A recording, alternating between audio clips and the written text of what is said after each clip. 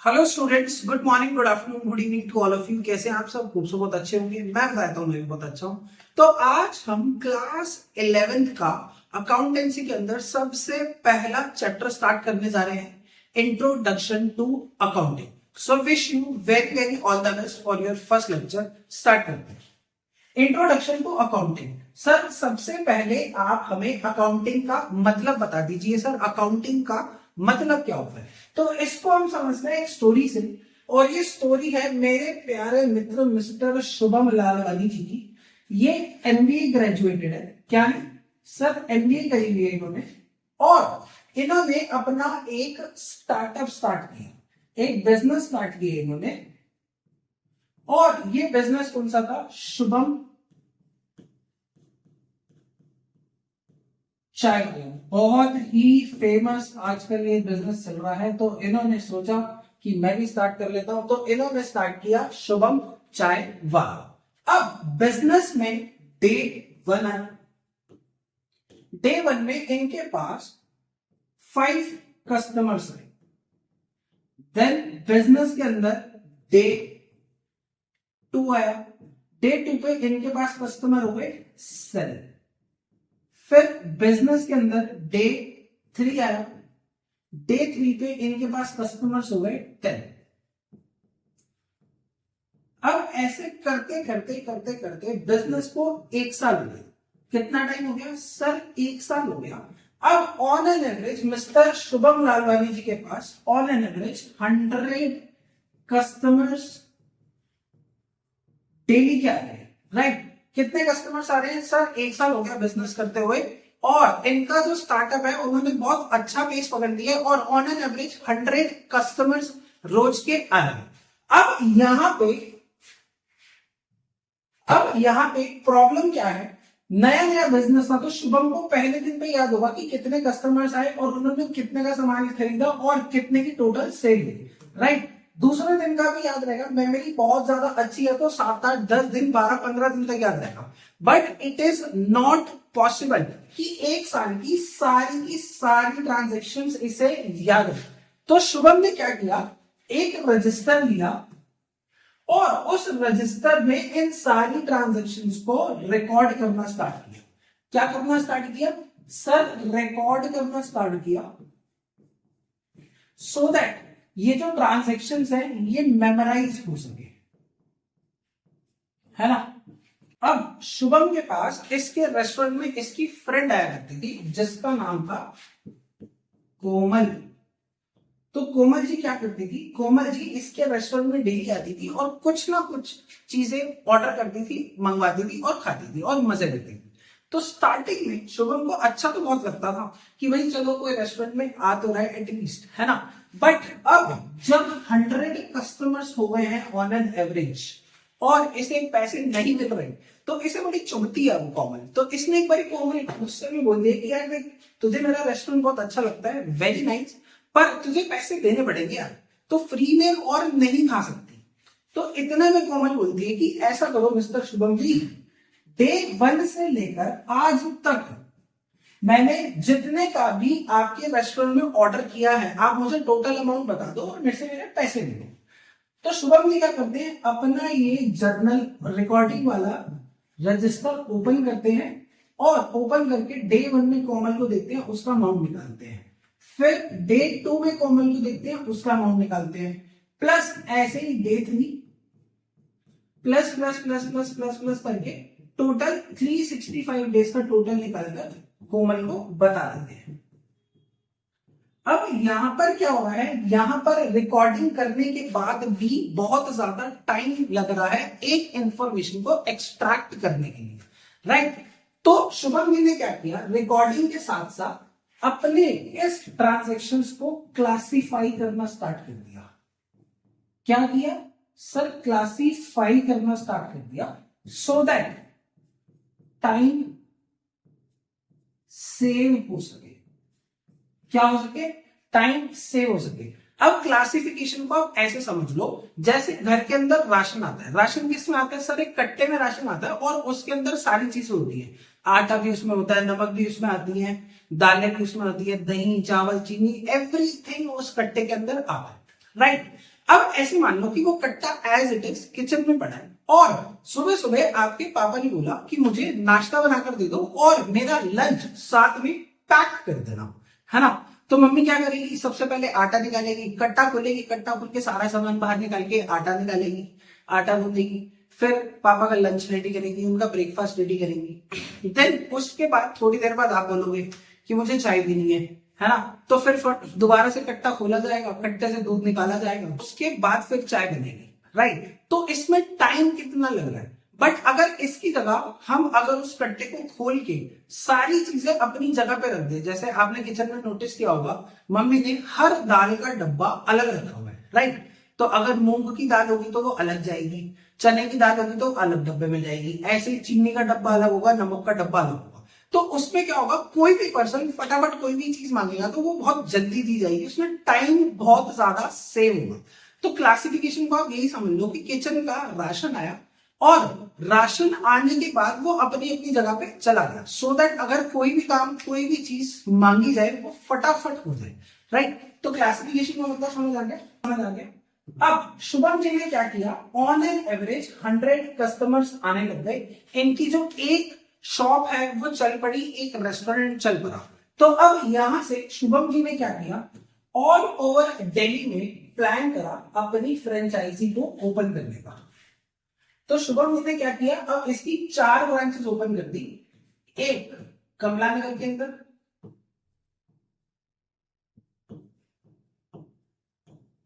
एक हौस खास के अंदर,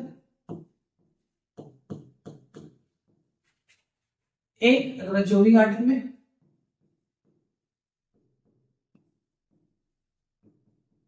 और एक दिलशाद गार्डन में।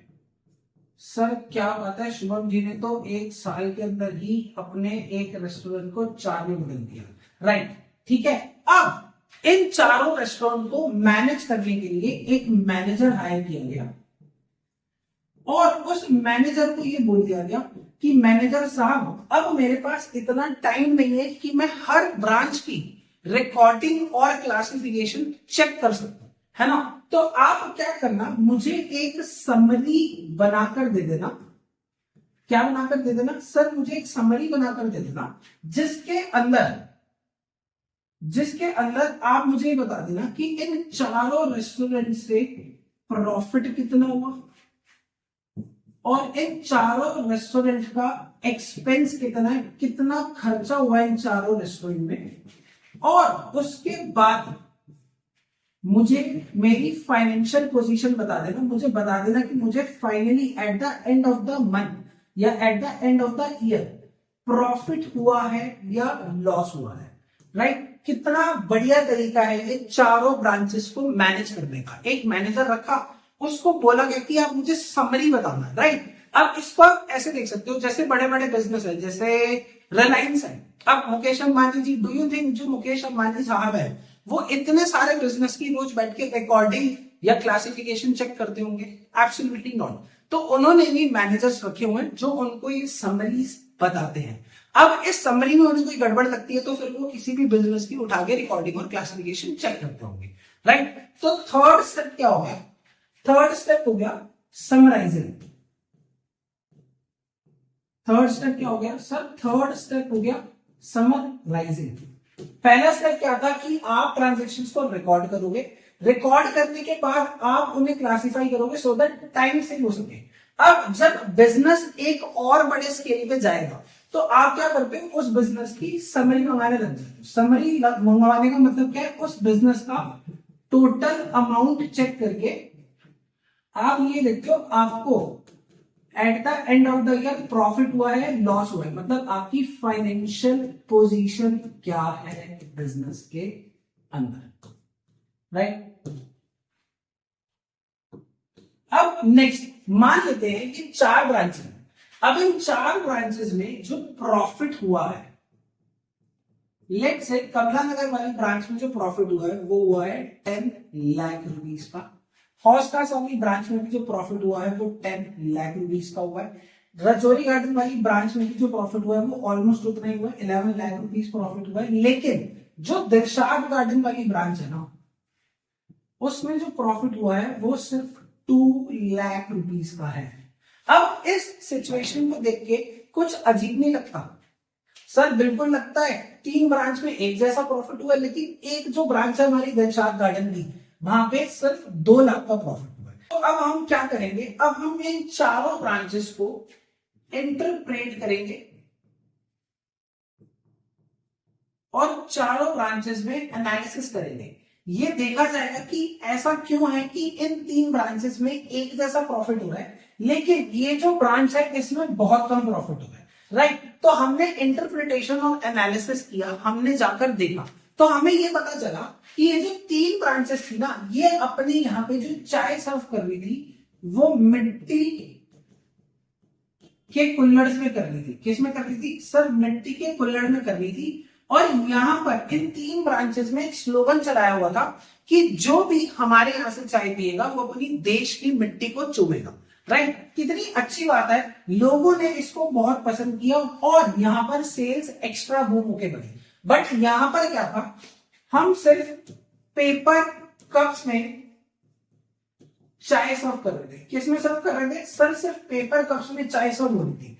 तो अब हम क्या करेंगे, इस पेपर कप को रिप्लेस करके मिट्टी के कुल्हड़ से हम इस पेपर कप्स को रिप्लेस कर देंगे, राइट।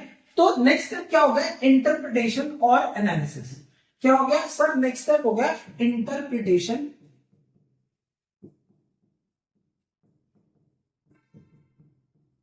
और एनालिसिस।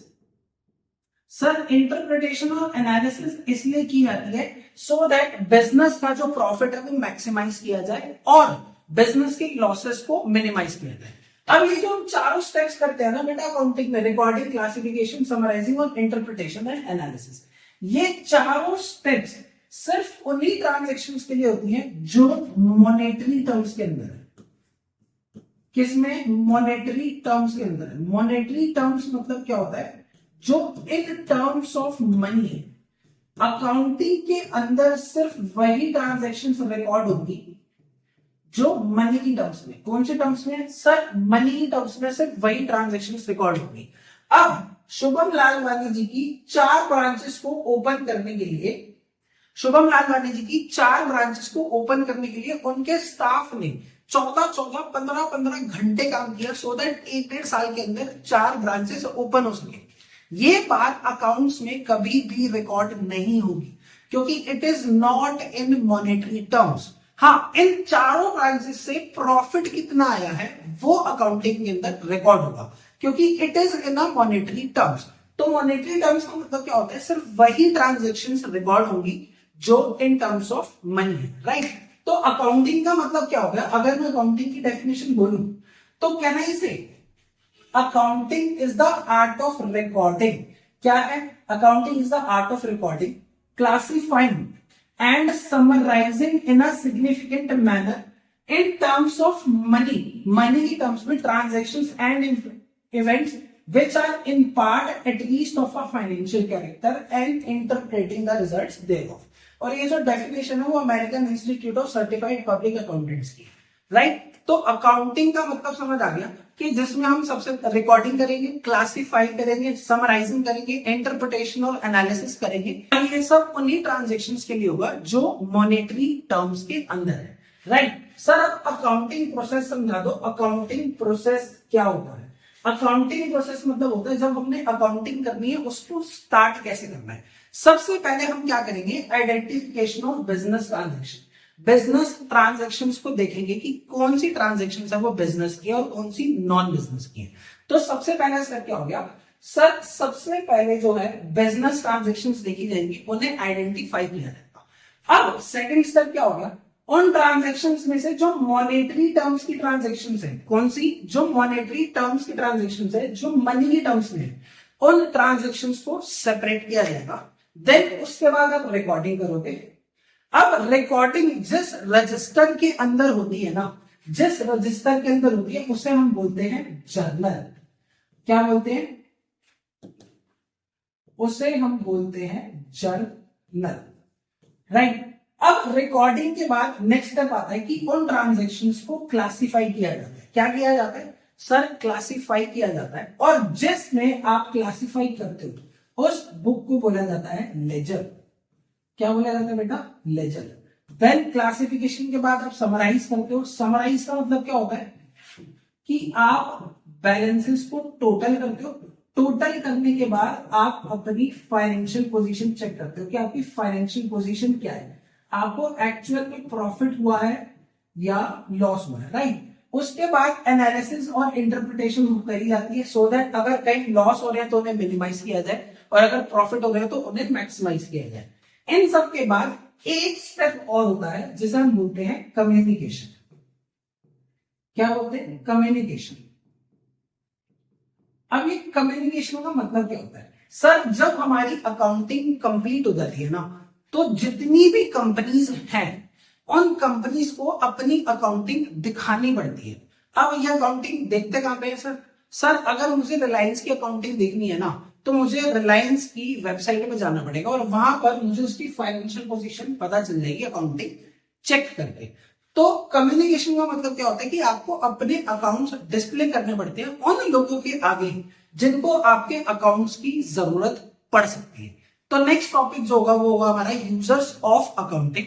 और आज की क्लास हम यही एंड करते हैं। नेक्स्ट क्लास में हम यूजर्स ऑफ अकाउंटिंग पढ़ेंगे। तब तक के लिए बाय बाय, टेक केयर।